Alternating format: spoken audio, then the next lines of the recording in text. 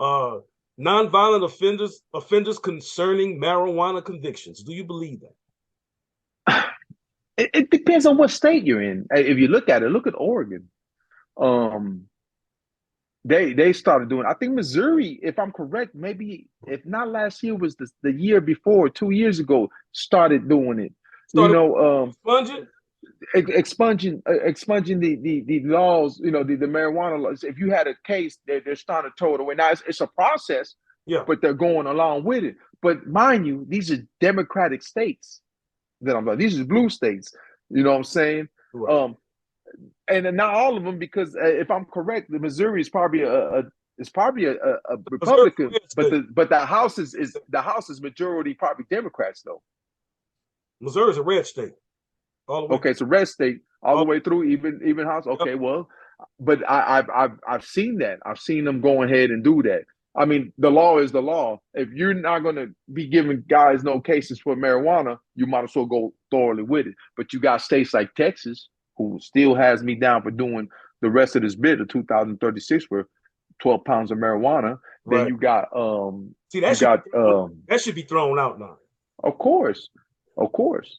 This is why I say this, because now that the law is what it is, let's say in Missouri, right? Because federally, now the police still can mess with you. Here's the crazy thing about it. Now you got a law where you say, okay, recreational marijuana is legal up to a certain amount, of course, right? Whatever the amount is, up to a certain amount. But now people who before it was legal, who went to jail for that, well, they don't get that expunged. And not only that, those who are they can still write you up a ticket, have you go into court, and you still in the system. Mm. Still got to come out something monetarily.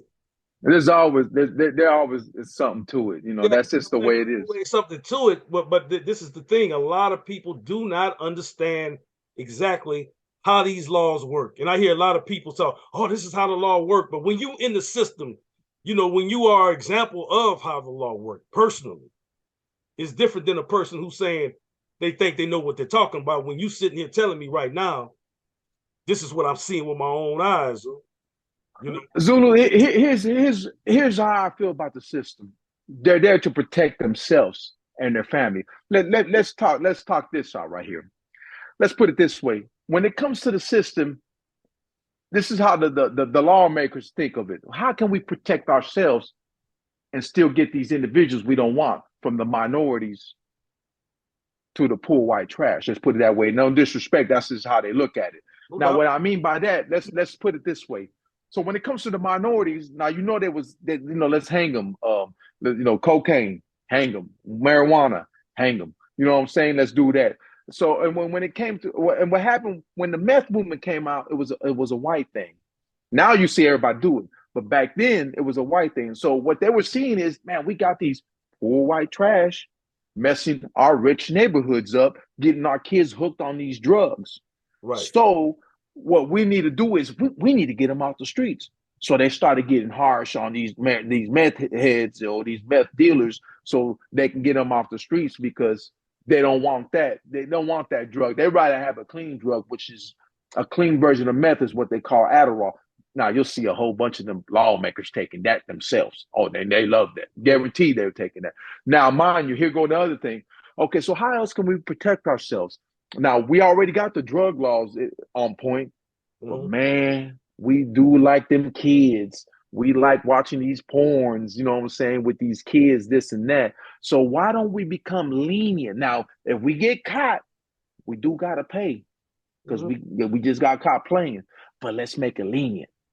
I mean, you got cats with horrible, horrible child molestation cases, Right. and Right. guess what they do? 2, 3 years, you know what I'm saying, 1 year, because they have to protect themselves.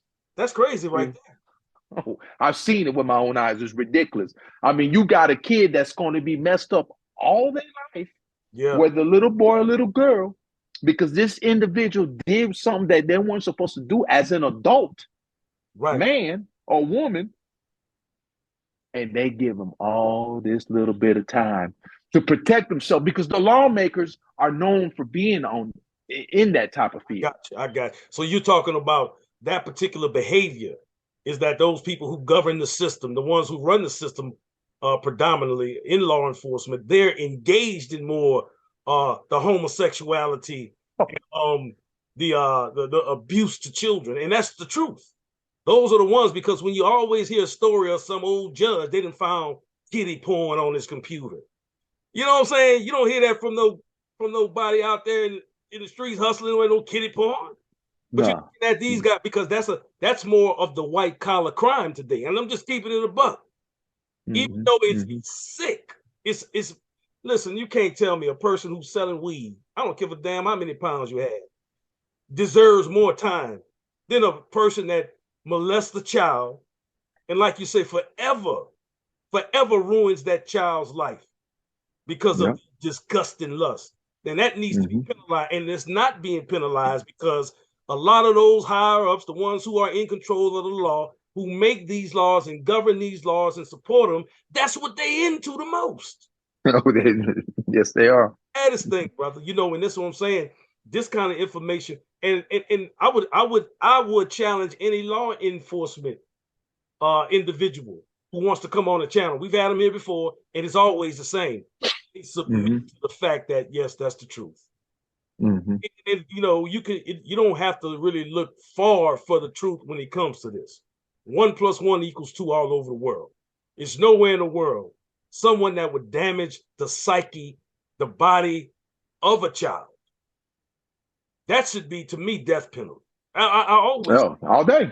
2-3 years and give somebody because they had, let's say you had 20 pounds. Let's say you had 30 pounds of weed. The dispensary, they got about 100,000 pounds right now pulling up. So I mean, this is what I'm saying, man. You know, you got to call right, wrong. But these are the things that we have to point out to people, because a lot of people applaud the wrong things. Is law enforcement necessary? Yeah, it is necessary. But do the laws and statutes concerning how a person is sentenced for non-violent crimes, does that need to be re-examined? Yes. And why isn't it? Why aren't there any black activists? Why aren't there any minority activists or even white activists out there pointing this thing out? Why does it have to take a person like yourself, brother, who became a victim to the system, to have to point this out?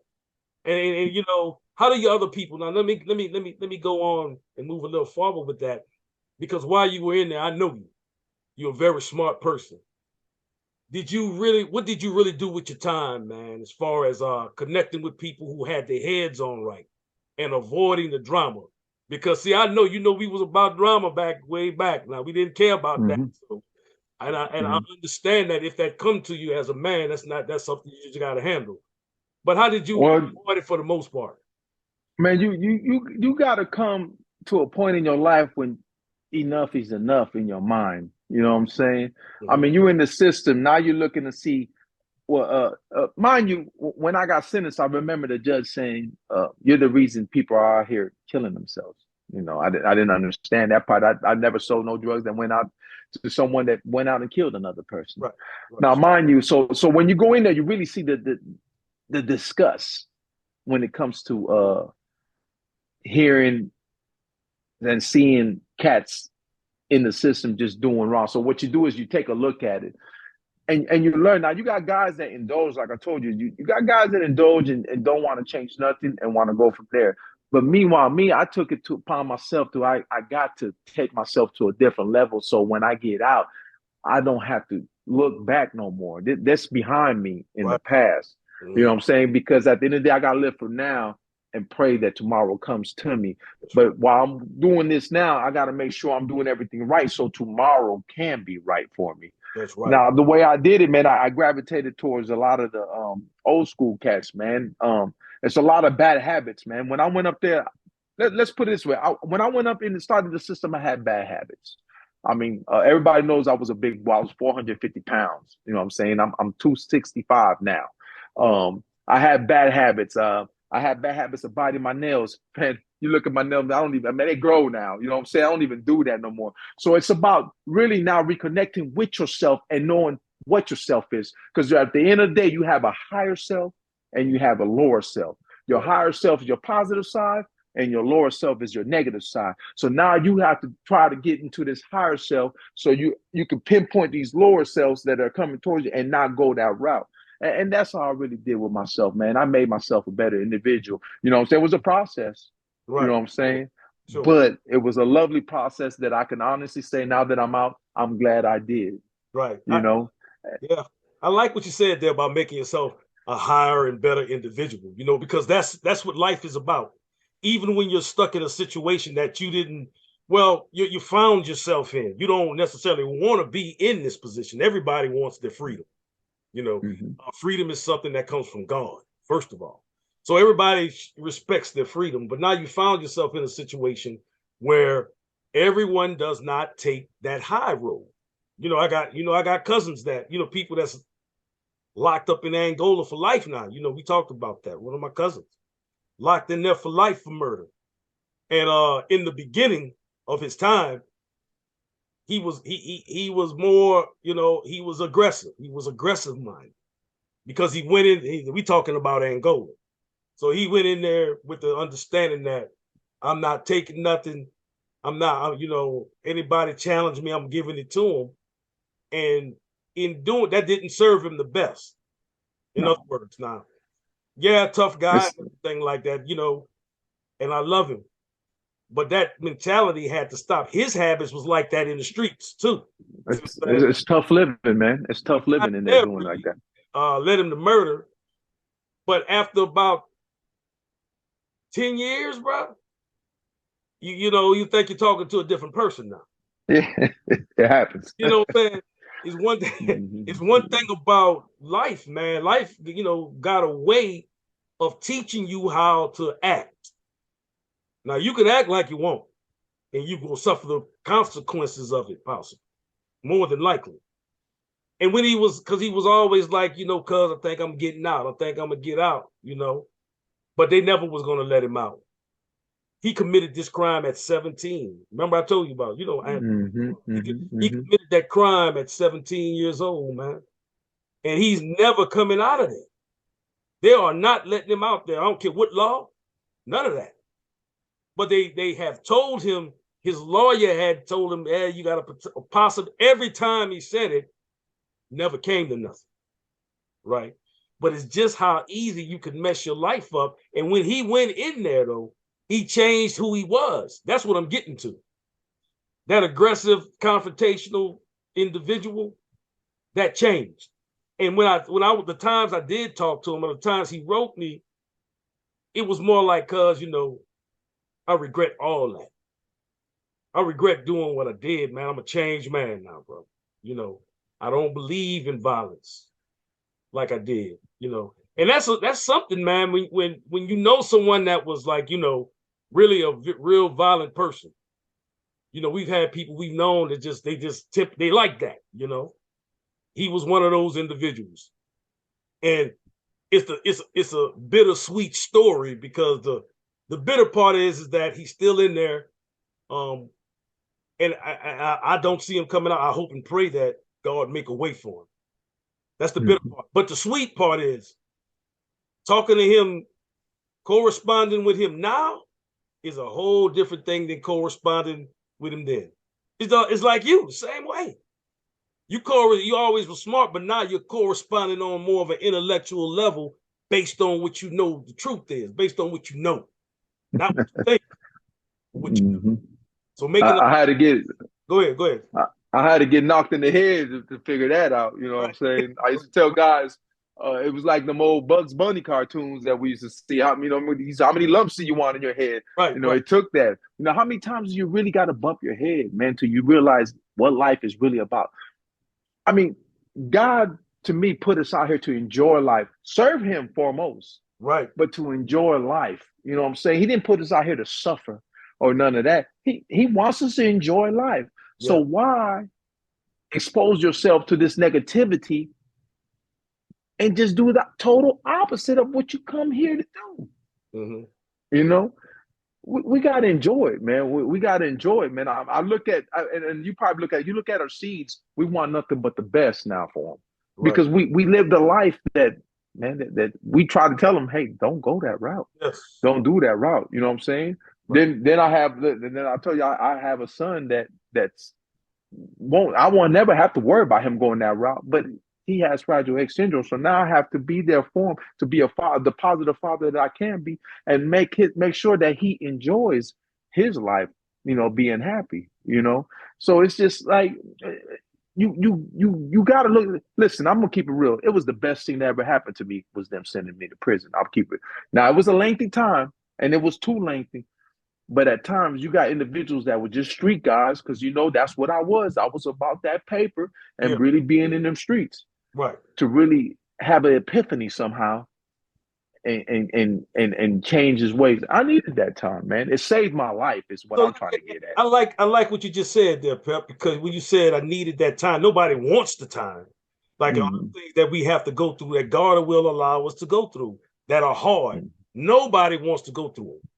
But the Right. fact that you go through them and get through them, you should come on the other side of that as a better person. Yes.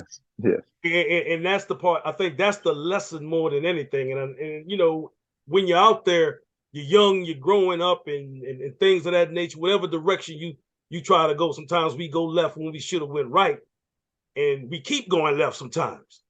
And then we got to understand, like, wait a minute, why was I doing this? And Yeah. sometimes we think we bigger than the understanding of God that God does put in front of us.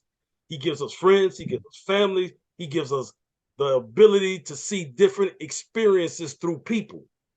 So we Mm-hmm. won't have to go down bad roads because we all know people. We all know someone who's murdered someone. We all know someone who's been convicted of drug dealing. All of these things, whether we know them directly or indirectly. But we also Mm-hmm. know what came with it. We know incarceration came with it. And sometimes inside of the story of incarceration, other things took place in there. Now, Right. it could be Right. bad or they could have been good. But when you say, okay, that was really the best thing that happened to me because it really it stopped me. It made me be still because your mind will keep you going. You, Mm-hmm. and I know like about money, your mind's all on money, how to making that money right. But when you, understanding the loyalty principle about life, loyal to God, because when you're loyal to God, finances automatically come. And Always. I can attest to that. You know, I can attest to that fact that is a better existence. It's a better way of looking at life. And now the responsibilities God is giving you because He gave you the experience to handle. Right. The kind of stories you're gonna be able to talk to your son about. Mm-hmm. Those can be life-changing stories to make them stop doing something that their friends are possibly convincing them to do, or stop Mm-hmm. doing something that social media is convincing them that's the right thing to do when it's the wrong thing to do. And it's funny you said that, because I just happen to do that with my oldest son, throw him a few examples of just that, what you just said. You know what I'm saying? And it's the truth. Once you see the light, all you want them to know is, hey, man, if you go that route, this is what's going to happen. You know Right. what I'm saying? And you tell it to them raw, and they're listening. Our youth is, the ones that do want to listen, because the real talk, we as guys that are in the system, getting out the system, but really need to get to the youth, man. This is not Yeah. play, man. This ain't playtime in there. It's getting worse to the point that I don't watch a few people kill themselves, just committed suicide off these drugs, or just committed suicide, period, because there's just nothing for them to do. Right. you know. Right. So it's getting ridiculous in there, and nobody's saying nothing about it, because at the end of the day, it's about that paper, and they can't say nothing about it, Mm-hmm. because if the people were to know what was going inside the system, what's going on, they would be disgusted. I'm pretty sure. Yeah. And that's why, Mm-hmm. channels like this are important because we have to inform our people from our personal experience because that's our truths. It's not something you see on CNN or you see CBS and someone is telling you something that they were told and the other person was told and that was told. They don't have the practical experience. So the story is only coming from one side, but it's not making sense in reality.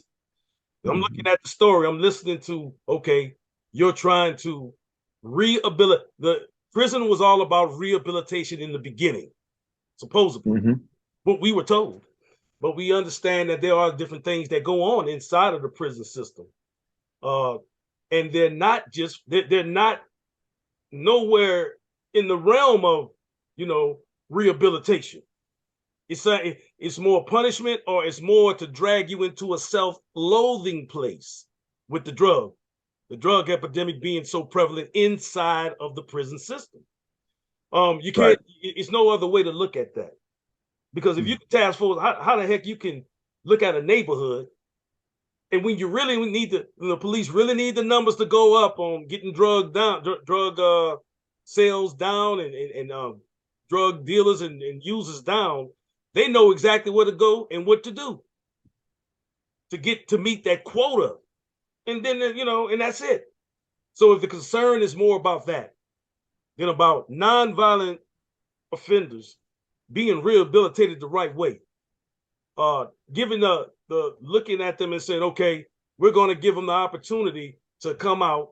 We're going to give them this time, but while they're doing that time, if they have children, we're going to make sure what they're working for in here goes to the children. Right. Now, why is that so hard to do? Why does that not make sense? I don't understand that. But let's double penalize them, make them work for slave wages, because that's what it is, slave wages. And after they work for slave wages and they do their time, they stay out of trouble, they get back out and go face more debt. So that's what they want. Face more debt, or we already got them as being drug addicts in here. But guess what? We'll see them again as coming in as, as instead of just helping these guys. And that's another thing. You got, okay, I told you how much drugs in the system. So you got all these drug addicts. So why not do something in here to help them guys out? Right. I've seen them begging. I've seen some begging. You had cats coming to me. Now, I'm an OG. So, I took a lot of cats under my wings that would come to me just to talk. You know what I'm saying? Basically a shoulder to cry on. And I give it to them because I didn't sugarcoat nothing. You know what I'm saying? I'm one that never sugarcoated. So if you going to come holler at me, I'm going to get you straight, but I'm going to talk to you with some, I'm going to talk to you for real. Right.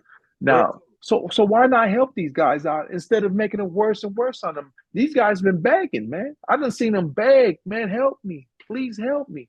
Mm-hmm. And they just turn their backs on them. Well, and this just speaks to the reform that's needed inside of the prison system. I hear many people have their attention on police reform and defund the police, but should there possibly, I believe possibly the prison system itself needs a reform there. And it needs, I believe it needs to start with the non-violent offenders, right? And use that as an example or the litmus test of how you can bring rehabilitation now. How you can. Yeah, go ahead. At the end of the day, that's every lawmaker that goes into that house when they're meeting between January and May, that's what they always talk about. Believe me, you can go right now and see certain bills about what we can do with these nonviolent offenders and have all these nonviolent offender bills, this and that. But guess what? It goes through the House, but it'll never pass through the Senate. Now, meanwhile, they know what they do. They just don't want to see it. There's too much money involved. If they would take the money aspect out the system, I think it'll be a whole lot better. Right. Once they figure they can make money, like, okay, let's say, when we talked about how the federal system does this, so why doesn't the state bulge? Right. Well, the state doesn't want the feds to know that there's a drug problem because they get funded by the feds. Mm-hmm. If the feds knew there was a big drug problem, they take their funds out and they take control of the penitentiaries. Right. Mm-hmm. But they don't let it be known. And we talked on this yesterday. I've known of cases where there's pounds. I'm talking about pounds, like street pounds, getting caught up in the system, and in the prison system. Sure. And guess what? Keep it on the hush. Give them take 11 days off. Cool. I mean, you better off selling drugs in the system. You don't get penalized like you do in the streets. They get you out the streets. They want you to come in here and sell the dope. And guess what? If you get caught up, we'll just give you 11 days off. It's a good time. And guess what? Before you get a year before you get out, just ask for it all back and you get it back. You know what I'm saying? Yeah. That's how it works. Boy, them prison house gangs, boy, them prison house gangs.